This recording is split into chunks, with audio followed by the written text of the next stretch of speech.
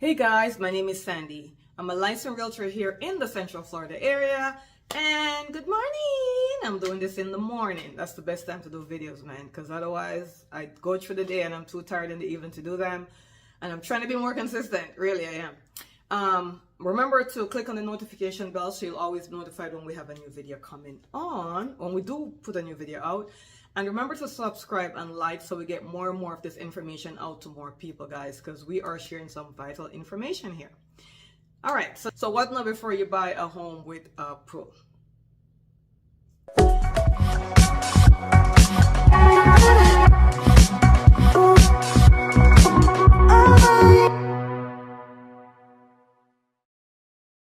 All right, let's get into it. So we have some people that love pools, some people that don't love pools, right? So it's kind of a mixture there. So let's say you're one person that loves pool and you want a house with a pool. How are we going to go about this? What should we know? Well, first thing is, we know a pool is lovely. We know a pool will add value to the home, right? For the people that want a pool, it makes it a better sell. We also know it can improve your way of life. Some people, aqua aerobics is good for them, or any kind of water exercise is better on their joints. There are people that needs a pool for therapy. Maybe you want it for the kids, all that great stuff. So there's some things that you need to know before you enter into this pool world.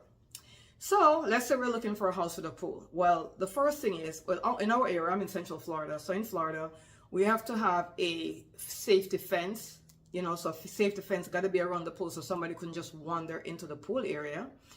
And if you have children, I would suggest that you're going to get a pool. Obviously, you want to make sure that children could swim. But the state of Florida either requires you to have to have a fence going around the property, going around the pool area for sure. And also, in the case of young children, you probably want to have a door alarm on your back doors. So if the door is open, there's a pool alarm on it. The pool will make a sound. It will alarm, and so the kid couldn't just wander off. Because one of the reasons why some people do not want a pool is because there's so much accidental drowning, especially with children wandering off into the pool area. So a lot of people tells me they hate the pool alarm on the back door. It's too annoying. It makes so much noise.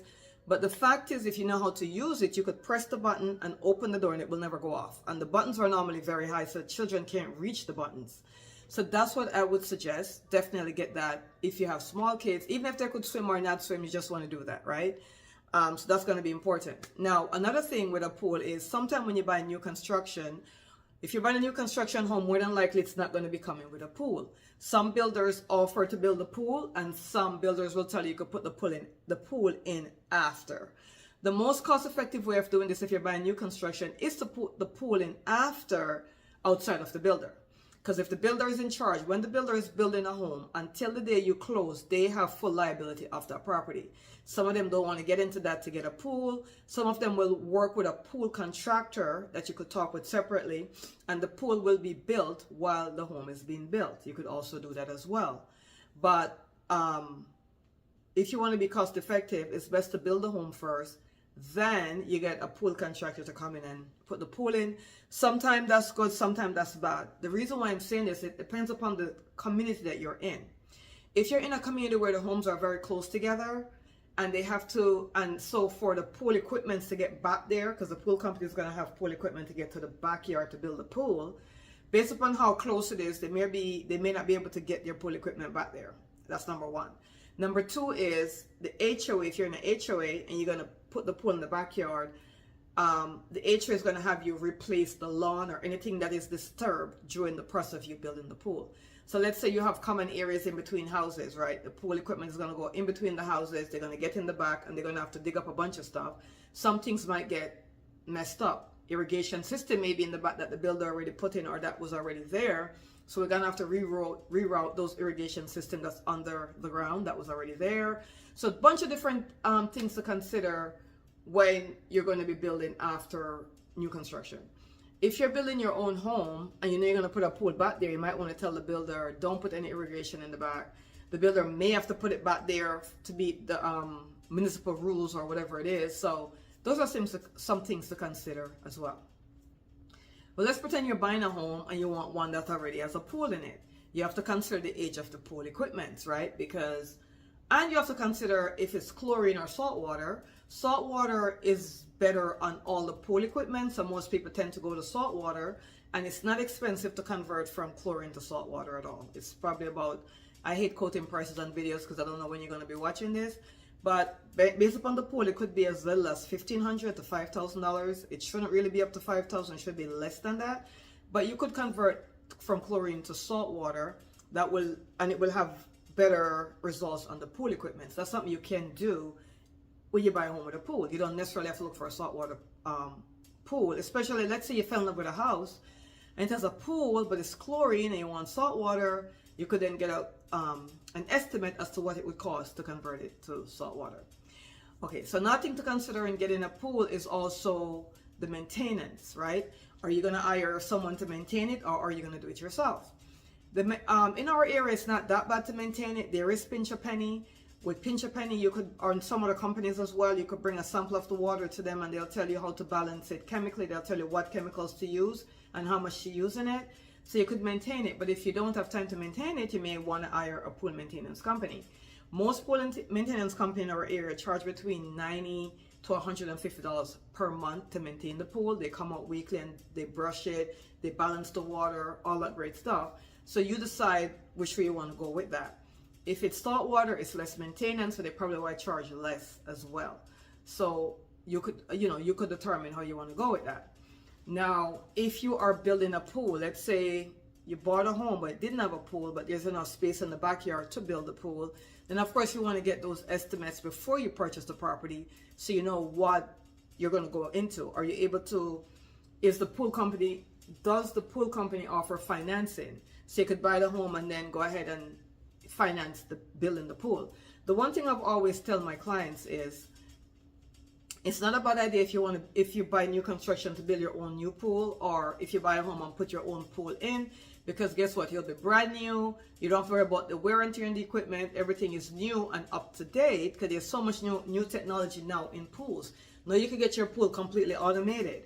There's an app, if you automate the pool, there's an app that you could use to turn the pool on, turn it off, look at the run time, turn on the pool heat, turn off the pool heat, all that great stuff. So these are some of the things to consider. Also, if you have a pool, you want to consider, do you want pool heat on the pool, right? Maybe you're buying a home and there's no pool heater. Pool heaters are kind of pricey. They range anywhere from $3,000 to $6,000 based upon the fancy dancy or not fancy dancy and how many water it's going to be heating, right? So based upon the size of the pool. For the most part, a relatively good sized pool, a pool heater probably is going to go maybe somewhere $4,000, $4,500. So you got to figure out, okay, I'm going to get a pool. Do I want a heater on it? I will tell you that Central Florida does get cold. And when I first moved there, I was like, why would you need a heater in the pool? It's so hot. Oh, you do need one. You do need one. And a lot of people find it out the bad way. Like, oh my God, the water is cold. I wouldn't expect it to be so cold. So that's something to consider. If you're going to do a pool heater, though, you may want to do solar with just a pool heater. A lot of people in our area do that.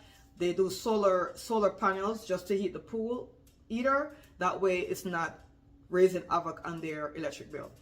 However, if you're not keeping the pool heat on all the time and you're only doing it every now and again, or when you have people over or only in the colder months, it may not be as expensive as you think. It's not going to be as pricey. When it gets pricey is if you have a spa and you're going to also heat the spa, because every time you heat the spa, that's going to pull way more electricity. What I found out in dealing with pool homes is if you put the pool heater on and you keep it on at a certain temperature and you keep it on for like a week or so, it doesn't really, it's not as bad as if you keep turning it on and off. So you like turn it today on, okay, you want to heat up today because you're going to be swimming today, but then you turn it off. Then next week you turn it on for another day. It's actually cheaper to keep it on. Like for instance, January through March tend to be very cold for us in Central Florida as far as the pool is concerned, and that's when you probably need most of the heating. So if you turn it on just for those 3 months, it probably might end up being better than keep it on and off. You could use a solar blanket on top of the water to keep it warmer while the pool heat is on. They also have liquid solar heaters that when you put that in your pool once a week, it kind of keeps the water warmer, that kind of stuff. So those are some of the things to consider. So if you are going to be going down the line of buying a pool, that's what I would do. I would look into the maintenance of it. Am I going to build a new one? Am I going to buy one with which is already built? I'm buying a home with a pool already there. What do I need to know? And then lastly, you can put home warranty insurance on the pool equipment, right? Most home warranty insurance company will cover the motor and the filter. And if it's a gas heater, they cover that as well. If it's an electric heater, they probably will not cover that. So you got to talk to your home warranty insurance companies to see what they will cover. Another thing that you need to know is your insurance, your home liability insurance might go up a little bit more if there was no pool and you're going to have the pool, right? Because there's no pool when they insured it. Now you have a pool, it might be more, but it's not going to be, in our area, it's not significantly more on home insurance because we deal with pool homes all the time. The insurance is not that much. So if a pool is something you really need, do your due diligence, figure out what you're going to do, and then go for it. Do you want to build one? Do you want one that's already existing? Or do you want to buy a home that already have the space so you could put the pool in if you wanted to? Thank you so much for listening. You can get in touch with us. My number should be somewhere up here, somewhere below. Call or text. Remember to like the video and let us know your opinions. Thank you so much, guys. I will see you in the next video.